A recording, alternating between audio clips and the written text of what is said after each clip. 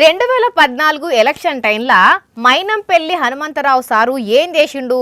పొద్దటిలి ఒక పార్టీలో చేరిండు, కండువా కప్పుకున్నాడు.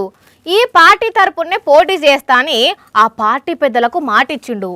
అవతలి పార్టీని గట్టిగా తిట్టిండు. కానీ మళ్ళీ ఏమైందో ఏమో కానీ మళ్ళా సాయంత్రానికి వేరే పార్టీల షరీకై పొద్దటిల్లి చేరిన పార్టీని పొట్టు తిట్టిండు. అప్పట్లో ఆ ముచ్చట ఒక సెన్సేషన్ కదా. అయితే సేమ్ ఇప్పుడు కూడా అసోంటి ముచ్చటనే జరిగింది. ఆ వార్త ఏందో చూద్దాం పాండ్రి. రైట్, పొద్దటిలి బీఆర్ఎస్ పార్టీ ఎమ్మెల్యే సంజయ్ సార్తోని ఫోటో, ఆ సార్తోనే కలిసి ప్రచారం కట్ చేస్తే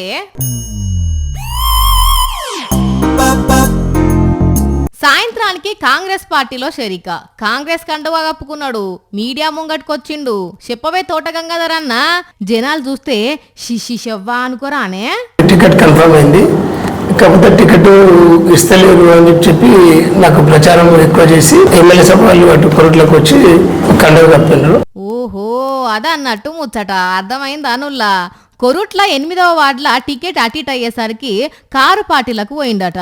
ఇది చూసిన కాంగ్రెస్ వాళ్ళు టికెట్ నీకే అనేసరికి మళ్ళా సొంత గూటికి వచ్చిందట. ఇది క్లియర్ కట్, ఇంకో ముచ్చటనే లేదట. ఇక ఇది తోట గంగాధర్ పార్టీ మార్పు ముచ్చట అయితే, ఇగో సుధాగోని మాధవి కృష్ణగౌడ్ దంపతులు కాంగ్రెస్ పార్టీ కండువా కప్పుకున్నారా.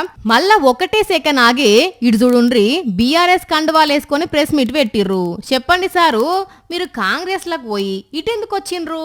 వెలిచాల రాజేంద్రరావు గారు కాంగ్రెస్ పార్టీ ఇన్ఛార్జి గారు రేకుర్తి గ్రామాన్ని సందర్శించి మా ఇంటికి రావడం జరిగింది. శాలువాతో సత్కరిస్తే తన యొక్క చేతిలో ఉన్నటువంటి కాంగ్రెస్ పార్టీ కండువాను మెడలో వేయడం జరిగింది. గౌరవప్రదంగా శాలువాతోని సత్కరించడం కానీ కాంగ్రెస్ పార్టీలో మేము చేరలేదు. అమ్మ బాబోయ్, ఇన్నారుల్లా. కాంగ్రెస్ పార్టీ లీడరు వీళ్ళ ఇంటికి వచ్చినందుకు శాల్వా కప్పితే ఆ లీడర్ వీళ్లకు పార్టీ కండువా కప్పిండట. కానీ వీళ్ళు పార్టీలో చేరలేదట. మరి కాంగ్రెస్ లీడర్ బీఆర్ఎస్ లో చేరంగానే, బీఆర్ఎస్ లీడర్లు కాంగ్రెస్ లో చేరంగానే పైన ఏం చర్చలు నడిచినాయో గాని పొద్దునో పార్టీలో ఉండి సాయంత్రం ఇంకో పార్టీకి వచ్చి బాలే రికార్డు కొట్టిండ్రు పోన్రి. ఇక ఇది బీఆర్ఎస్ కాంగ్రెస్ పార్టీల షరీక ముచ్చటైతే, ఇటు చూడుండ్రి జగిత్యాల ఒక వార్డులో ఉండే వంశీ కారు దిగి కమలం పువ్వు పట్టుకొని ఈ మాట అనుకొచ్చిండు.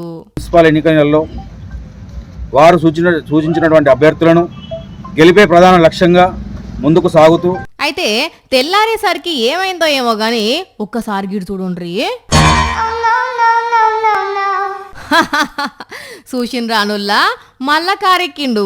కానీ కరీంనగర్ల రాజకీయాలే అలాగున్నాయి పోన్రి.